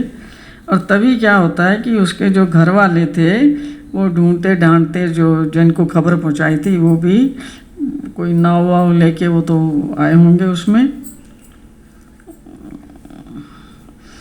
और उसको सुरक्षित देखकर उनको तसल्ली हुई कि कम से कम ये भी जिंदा है, मरी वरी नहीं। तो उन्होंने भी भगवान को दंडवत प्रणाम किया और अब उसने दर्शन वगैरह तो सब कर लिए थे। अब वो उसको लौटा के ले जाने के लिए, उसको चलने के लिए उन्होंने कहा। और वह तो अभी उसकी एक भी अभिलाषा अभी पूरी नहीं कर पाई थी, ना ही कोई भगवान से कोई वार्ता हुई, ना ही कोई इच्छा भर भगवान को निहारा, ना ही कोई स्पर्श सुख मिला अभी। तो वो अभी बेचारी कुछ भी भगवान से ले नहीं पाई थी। पर उसके रास्ते में जो रुकावट थी, ये जो उसके ग्रस्त जीवन के लोग थे, पति होगा, बच्चे होंगे और होंगे, वो सामने आ गए। वो कह रहे हैं चलो माता चलो, वो कह रही है मैं तो जाना नहीं चाहती, है ना, वो कह रहे हैं चलो माता चलो। वो कह रही है मेरी एक भी अभिलाषा पूरी नहीं हुई, ना ही मेरी भगवान से कोई बातचीत हुई है, ना ही मैंने अभी उनको दिल भर के निहारा है, ना ही दर्शन हुआ है, ना ही उनका मुझे स्पर्श सुख मिला है, और ये संसार के लोग मुझे वापिस लेवाने के लिए आ गए। क्योंकि इस संसार को सदा अपनी पड़ी रहती है कि अगर ये स्त्री यहीं पर रह गई तो मेरी घर गृहस्थी का क्या, मेरे बच्चों का क्या होगा, मेरे बूढ़े माता पिता उनका क्या होगा, मेरे व्यापार का क्या होगा, और संबंधियों का क्या होगा। तो वो आपको खींचने के लिए आते हैं, भगवान से दूर करने के लिए। तो उनको घर चलाने की पड़ी रहती है। अपनी ज़रूरतें जो हैं वो उनकी सबसे पहले आती हैं। अपनी ज़रूरतें आती हैं ना, मैं देखना पड़ता है मेरे बच्चों का क्या होगा, इनका क्या होगा, इनका क्या होगा, इनका क्या होगा। अपनी ज़रूरतों को वो प्रेफरेंस देता है। संसारिक व्यक्ति जो है वो इस लोक में बसता है, जबकि वास्तविक जीवन जो है इससे परे है। लेकिन जो गृहस्थ में रचा पचा हुआ है उसको आत्मा का कोई भी ज्ञान नहीं होता। वो अपने शरीर के अलावा कुछ भी नहीं दिखता। उसको अपना शरीर दिखता है, अपनी पत्नी का शरीर दिखता है, बच्चों का दिखता है, माता पिता का दिखता है, और लोगों का दिखता है। बस उसी में वो उलझा रहता है, वो उससे ऊपर नहीं देख पाता। जबकि जीवन की पूर्णता जो है खाली दृश्य चीज़ों पर ही नहीं होती। जीवन की पूर्णता तब होती है जब आप सबके अंदर स्थित उस अदृश्य शक्ति को पहचानते हैं, तब जीवन की दीप्तता पूर्ण होती है। यानी पहले अपनी आत्मा को देखते हैं, फिर दूसरों के अंदर भी आत्म तत्व को देखते हैं, तब वो बात पूरी होती है। जिनके साथ नित्य संबंध था, नित्य संबंध हमारा किसके साथ है? परमेश्वर के साथ है। जीवों का नित्य बंधु परमेश्वर है। जीवों की हमेशा इस जन्म में, अनेक जन्मों में उसकी रक्षा करने वाला परमेश्वर है। तो बताया जा रहा है यहाँ कि जिनके साथ में हमारा नित्य संबंध है, उनको छोड़कर वो स्त्री अब अधूरे मन से अपने संबंधियों के साथ उसको जाना पड़ रहा है। वो जाना नहीं चाहती दिल से, पर उसको अब जाना पड़ रहा है।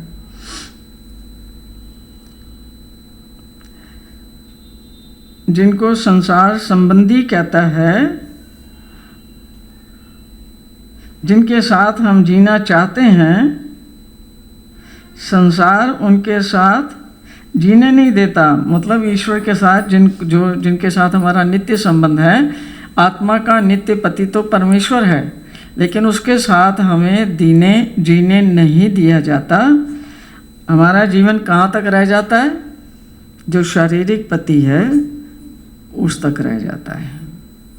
जिनको संसार संबंधी कहता है, जिनके साथ हम जीना चाहते हैं, संसार उनके साथ जीने नहीं देता, और जिनके साथ हम नहीं जीना चाहते उनके साथ में हमें जीना पड़ता है।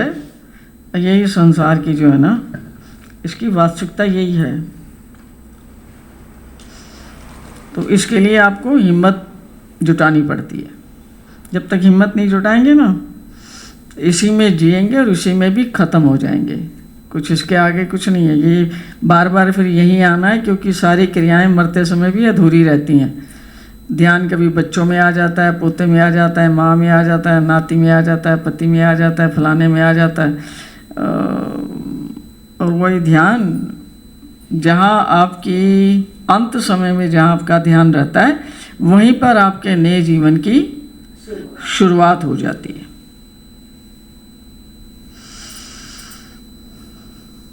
और संसार के जितने और लोग हैं वो भी इन संबंधों के सहारे ही जीते हैं, क्योंकि उन्होंने तो समाज बनाया होता है ना, तो समाज में तो सभी तरफ यही चल रहा होता है। इसलिए समाज की निष्ठा जो है इन्हीं चीज़ों पर होती है। सब लोग फिर अब दही गाह को निकलने लगे। जब वो आगे उसके रिश्तेदार तो उसको लेके वो निकलने लगे कि हाँ हो गया ना, अब दर्शन करना था, दर्शन हो लिया, चरण स्पर्श हो लिया, अब चलो, तुम तो हमारी हो, अब चलो, अब यहाँ क्या है और क्या करोगी यहाँ। तो वो जाने लगे। तो भगवान ने उन्हें सावधान करते हुए कहा कि देखो, इसका ना थोड़ा ध्यान रखना, ये अपने आप अकेली चल नहीं पाएगी, इसको थोड़ा सहारा दे के लेके जाना। तो उसको कमर से पकड़ कर ले जाओ।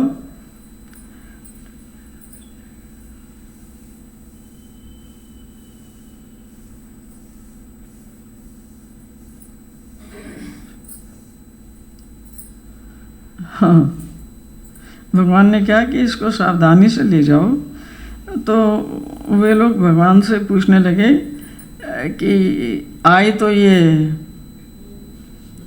अपनी इच्छा से आई थी, पानी पानी में आई थी, पता नहीं कैसे तैर तार के कैसे पहुंच गई, तो अब इसको पकड़ के लेके जाएंगे, है ना। महाराज, ये अभी अकेली आई है, अभी अकेली आई भी तो है, तो जैसे आई है वैसे जा भी सके, तब इसको पकड़ने की क्या ज़रूरत है। भगवान कहते हैं नहीं, ऐसी बात नहीं है, जैसे वह आई थी वैसे अब वो जा नहीं पाएगी। आना तो संभव है जैसे वो आई थी, जाना संभव नहीं है। भगवान कहते हैं हमारे पास जिस सरलता से आया जा सकता है, उतनी आसानी से हमसे दूर जाया नहीं जा सकता। आया तो आ तो सकते हो, लेकिन जाना जो है उतनी आसानी से नहीं होगा। एक चीज़ याद आ गई, एक बार भगवान की एक और शिष्या है महिताइसा, तो वो 2-3 महीने के लिए बाहर गई थी कहीं अपने घर में, तो भगवान से उसकी भेंट नहीं हुई। 2-3 महीने बाद वो आई भगवान को मिलने।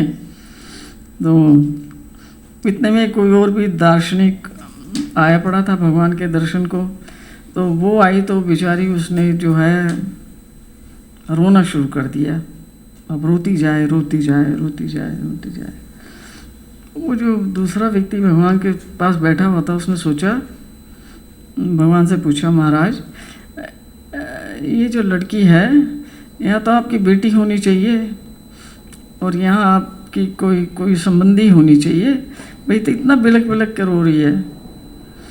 भगवान ने कहा नहीं, ये तो इन दोनों में से कुछ भी नहीं है, हैं कुछ भी नहीं है, फिर क्यों इतना रो रही है। भगवान कहते तुम भी थोड़े दिन यहाँ रहोगे ना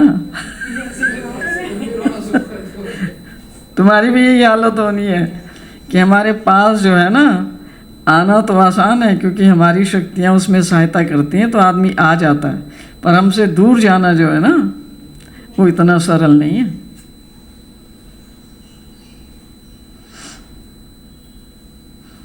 वो कह रहे हैं आगे, भगवान बताते हैं कि आते समय इसमें हमारे दर्शनों का बहुत बड़ा उत्साह था। इसका हृदय भरा पड़ा था उत्साह के कि आज तो मैंने जो है ना हर सूरत में जाना ही है, चाहे नदी कितनी भी उफान में हो, मुझे जाना ही है, मर भी क्यों ना जाऊं। मतलब निश्चय तो लिया ना मरने का, कि डूब भी सकती थी मर भी सकती थी, है ना। दूसरी बात यहाँ दिखा रहे हैं कि जो भगवान के दर्शनों को लिए आता है, परिस्थिति कितनी भी विपरीत हो, भगवान उसको मरने नहीं देते। जो दर्शनार्थी होता है उसकी सदैव रक्षा होती है।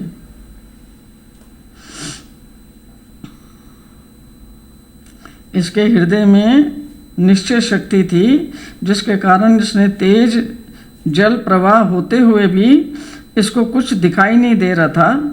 लेकिन अब जब आप इसको लेके जा रहे हो वापस, तो अब इसके हृदय में वियोग की व्यथा है कि ये हमसे अभी कुछ बात भी नहीं कर पाई, कुछ पूछ भी नहीं पाई, कुछ और भी कुछ नहीं हुआ, कुछ ना कुछ तो बताना चाहती होगी और तुम इसको बैठने नहीं दे रहे। तो उसके अंदर बहुत सारी व्यथा है, जो उसके अंदर चल रहा था वो सब भगवान ने जान लिया और बताया कि इस समय उत्साह की भी कमी है, मन भारी है, शरीर में व्यथा है, तो इसलिए इसको सहारे की ज़रूरत है। और फिर ये भी सोच रही है कि फिर जाने कब मुझे भगवान के दर्शनों का सौभाग्य मिलेगा, ऐसी चिंता भी है इसके मन में। ये अपना मन यहीं पीछे छोड़े जा रही है। जो पहले वाला मनोबल था वो इसके पास अब नहीं है, इसलिए तुम इसको सहारा दे के ले जाओ। देई गाँव की वह अज्ञात अनाम अनुरागी स्त्री प्रभु का सब संवाद सुन रही थी और कौतुक कर रही थी कि मेरे हृदय के जो भाव हैं वो परमेश्वर ने कैसे सही सब कुछ जान लिए। और वो परख के, हालांकि मेरी उनसे कुछ बात भी नहीं हुई, कुछ और भी नहीं हुआ, लेकिन वो मेरे सब भावों को, मेरी व्यथा को, मेरी चिंता को सब भाप गए हैं, सब जानते हैं। मेरे दिल की हर परत पर इनकी नज़र है। मैं क्या सोच रही हूँ, मैं क्या महसूस कर रही हूँ, मेरे क्या विचार हैं, मेरी क्या भावनाएं हैं, ये सब ना इनको पता है। तो स्त्री की बात थामकर उसके संबंधी उसे नदी की ओर ले चले।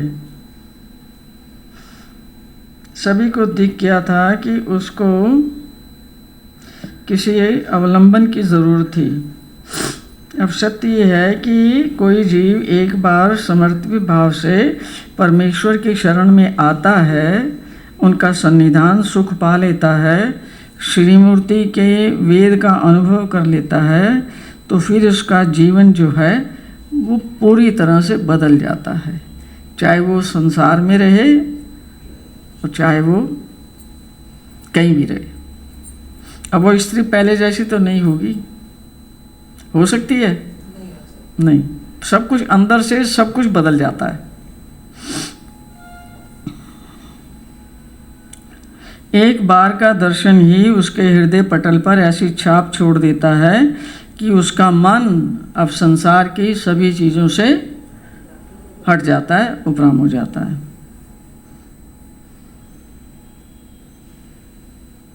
अब उसको ये नज़र आता है कि चारों ओर केवल अब परमेश्वर ही है और कुछ नहीं। तो देई गाँव से आप दर्शनार्थी इसकी प्रत्यक्ष प्रमाण है। वह स्त्री कौन थी, क्या पुनः वह दोबारा आई भगवान के दर्शनों को, इसकी कोई सूचना नहीं। पर ऐसे कई भगवान के समय में ऐसे कई अनजान पात्र भी थे जो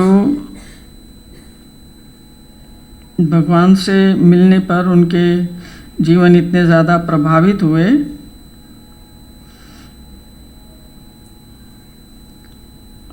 लेकिन उनका आगे का कुछ नहीं पता कि वो फिर दोबारा कभी आई या नहीं आई। ऐसे ही भगवान कई स्थानों पर गए और कई स्थानों पर तो सिर्फ एक ही बार गए और थोड़े समय के लिए गए, और वहाँ पर जिन भक्तों ने भगवान से बात कर ली, जो भी उन्होंने कहा वो सुन लिया, उन्होंने सिर्फ भगवान की एक आधी बात ही सुनी थी। तो उसी बात को जिसने पकड़ लिया और उसको व्यवहार में उतार लिया तो उसका काम बनेगा ही नहीं। और अब भगवान तो दिखते नहीं है, पास है नहीं, असन्निधान है। अब पूरा शास्त्र हमारे पास है, 1238 सूत्र, वो पढ़ भी रहे हैं, याद भी कर रहे हैं, लेकिन अंदर की कोई बात ही नहीं है।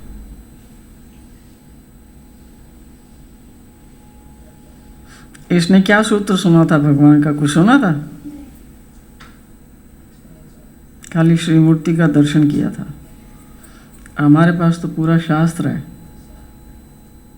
गीता भी है, ब्रह्म विद्या भी है। अब सोचो हमारे मन की मलिनता किस हद तक बड़ी होगी कि हम इनमें से किसी भी चीज़ को महसूस नहीं कर सकते, उसके साथ रिलेट नहीं कर सकते। कितनी मलिनता आ चुकी है।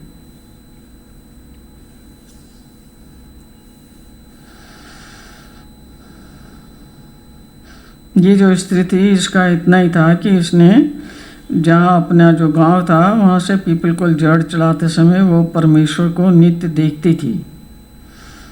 देखने मात्र से ही उसकी वहाँ पहुँचने की जिज्ञासा, उत्कंठा जाग गई। और नदी पार करते समय उसको दर्शनों की इतनी ज़बरदस्त चाहना थी कि उसने तेज़ लहरों पर किसी भी प्रकार का कोई ध्यान नहीं दिया और अपने मकसद पे आगे चलती रही, हाथ पैर मारती रही। और भगवान के सन्निकट हो आते ही उसको दैहिक, मानसिक और चरम सुख की उसको अनुभूति हुई, उसने उसके अंदर तक को, भगवान ने उसके अंदर तक को बिल्कुल शांत कर दिया। ये होता है भगवान के दर्शनों का प्रभाव, उनके सन्निधान का, उनके दर्शन का प्रभाव। जो उस स्त्री ने महसूस किया भगवान के प्रति, ये सारी जो दिव्य अनुभूतियाँ हैं, ये आपके हृदय से आती हैं। तो अगर हमारे भी भगवान के प्रति इस प्रकार के सुंदर विचार होंगे, इस प्रकार का प्रेम होगा, इस प्रकार का मिलने की लालसा होगी, उनको जानने की लालसा होगी, तभी तो हम शास्त्र में से कुछ ले पाएंगे, तभी तो हमारे दरवाजे खुलेंगे। तो ऐसी जो है लालसा हमारे अंदर भी जागृत हो और इतनी हिम्मत भी हमारे अंदर जागृत हो जितनी इस माता के अंदर थी, उन चीज़ों पर जोर देना है। क्योंकि वो माता तो अब तक शरीर छोड़ गई होगी, है ना,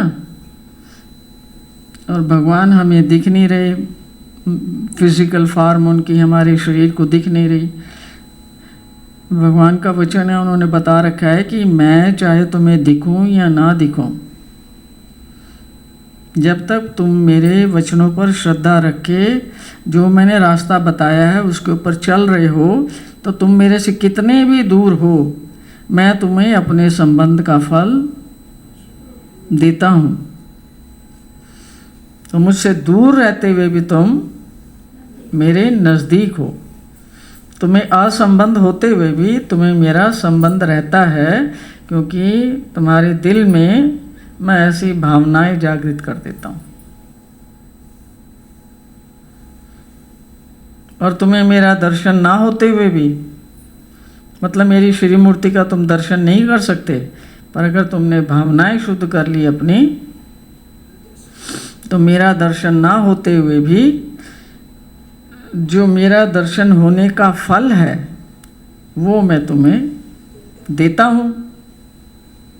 तो कितनी सारी चीज़ें वो करने के लिए तैयार हैं, लेकिन हम लोगों ने अपना ठान रखा है कि सुनेंगे हम सबकी और करेंगे अपने मन की करेंगे। यही अपने पैरों पे कुल्हाड़ी मारने जैसा है और अपने आप को डुबो देने जैसा है। क्योंकि जब भगवान जो हैं आप सबको स्वतंत्र करना चाहते हैं, वो आपकी पराधीनता को तोड़ना चाहते हैं, क्योंकि आप अकेले आए हैं इस संसार में और आप अकेले ही जाएंगे। ये आपका पाइक परिवार आपके साथ नहीं आया और ये आपके साथ भी नहीं जाएगा। और इन सब का जो भी संबंध है वो मोह का, ममता का और स्वार्थ का संबंध है। ये समझाते हैं भगवान दूसरे अध्याय में भी। पूरा दूसरा अध्याय इसी पर है। इसी के कारण अर्जुन की बुद्धि जो है वो चक्कर खा गई थी। इतना बड़ा योद्धा होते हुए भी निरुत्साहित होके अपने कर्तव्य को भूल गया था। हमारा क्या हालत है, वही तो है अर्जुन की तरह। पहले अध्याय में जो था, भगवान के वचन सुनने से पहले वो निरुत्साहित था और मन उसका भटका हुआ था, विचलित था। हमारी क्या अवस्था है? यही है, कोई अलग है? यही है। भगवान आपको उसमें से निकालने के लिए आते हैं, आपको उत्साह देते हैं, आपको सही कर्म का निर्देश करते हैं। वो खाली निर्देश करते हैं, करना तो आपको होता है, वो थोड़ी करेंगे हमारे लिए। जो करने की चीज़ है वो तो आपने करनी है ना, वो तो अपना कर्तव्य पूरा निभा रहे हैं। उन्होंने तो कहा है कि शुरू में मैं अपनी जिम्मेवारी पूरी करता हूँ, आपको ज्ञान देता हूँ, और ज्ञान देने के बाद आखिर में भी मैं अपनी जिम्मेवारी पूरी करता हूँ, मैं आपको अपने स्वरूप में पावन करता हूँ। लेकिन जो बीच का समय है उसमें आपको अपना कार्य करना होता है, जो आपका प्रयत्न है। और अगर आप अपना प्रयत्न नहीं करते तो आपको कुछ भी प्राप्त नहीं होता। अगर आप अपना प्रयत्न जारी रखते हैं, परमेश्वर तो अपना प्रयत्न पहले से ही उन्होंने कन्फर्म किया हुआ है, वचनबद्ध हैं कि शुरू में वो हमें अपना ज्ञान देते हैं अपनी कृपा करके, और एंड में अपनी प्राप्ति भी देते हैं। लेकिन बीच में जो उन्होंने बताया है उसके ऊपर चलने का काम तो हमारा है ना। हम चल पाएंगे तो वो हमें अपने स्वरूप में पावन करेंगे, नहीं तो हम यही संसार में धक्के खाते हुए ये बार बार आएंगे और बार बार जाएंगे। ठीक है।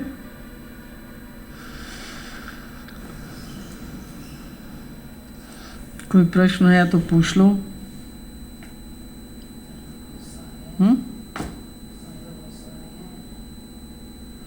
कोई प्रश्न हो तो पूछ लो। है कोई प्रश्न?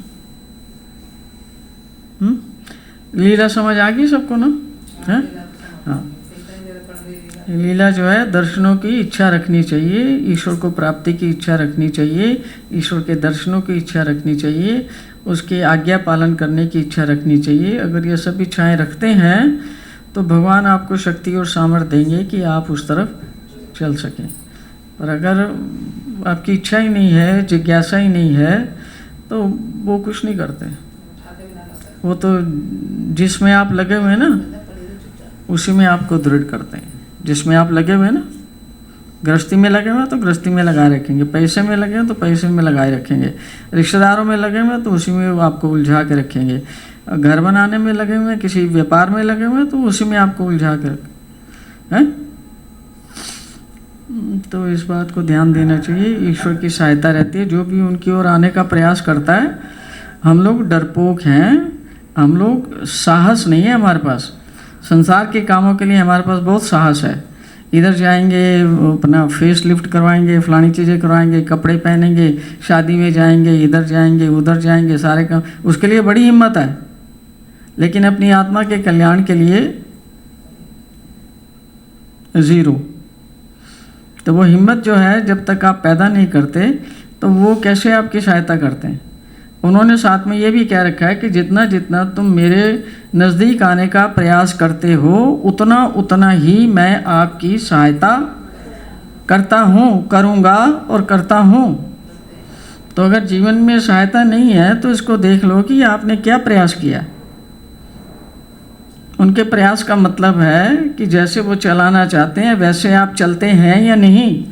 अगर आप सारी और चीज़ें कर रहे हैं और चलने के लिए मन की सुन रहे हैं तो आपको उनकी सहायता नहीं आएगी।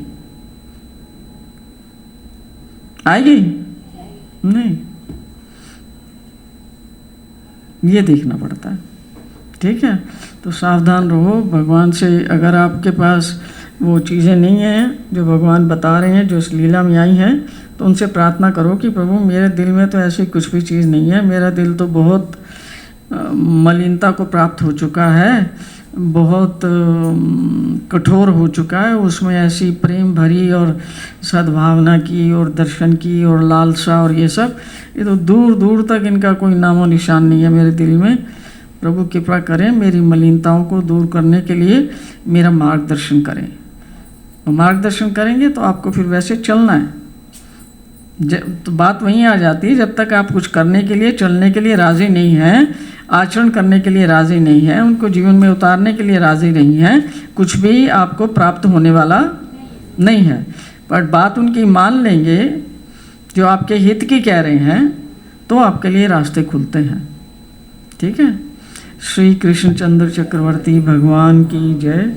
ग्रंथराज श्रीमद् भगवद गीता की जय। ग्रंथराज श्रीमद् ब्रह्म विद्या शास्त्र की जय। भगवान श्री चक्रधर स्वामी की जय। आपने बड़े ध्यान से सुना, उसके लिए आपकी आभारी हूँ। सब भक्तों को दंडवत प्रणाम।